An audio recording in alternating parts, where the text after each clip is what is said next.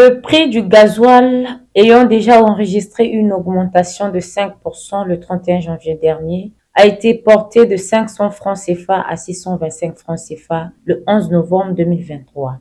Une augmentation qui soulève des préoccupations quant à son impact sur le coût de la vie des citoyens.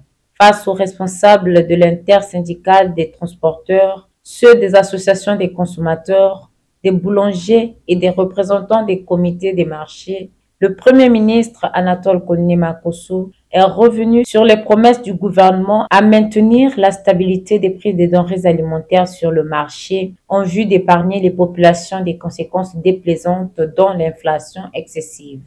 Le gasoil, c'était prévu que ça allait augmenter en novembre. Quand nous sommes retrouvés le 14 juillet, c'est comme ça qu'on s'était entendu qu'il faut augmenter cas par cas. Il ne faudrait pas que les populations souffrent trop. Voilà pourquoi nous préparons les commerçants, les consommateurs et les transporteurs de ne pas faire souffrir la population. Parce qu'il y a aussi des commerçants véreux qui profitent pour, comme par exemple le légume. Attends, on va pas dire que le légume doit augmenter.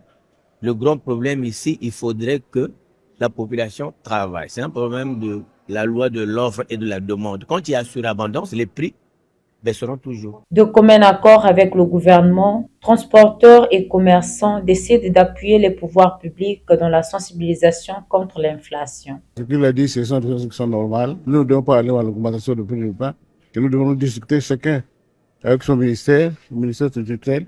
Nous devons tomber d'accord sur ce que nous devons faire. Nous avons sillonné tout le pays pour aller expliquer aux transporteurs le bien fondé de cette augmentation, qu'il ne s'agit pas des caprices du gouvernement, mais c'est par rapport aux contraintes vis-à-vis du Fonds monétaire international. Afin de permettre le financement des projets de développement dans les secteurs de base tels que l'eau, l'électricité, les infrastructures, la santé, l'éducation et bien d'autres, le gouvernement exige aux Congolais de payer le juste milieu.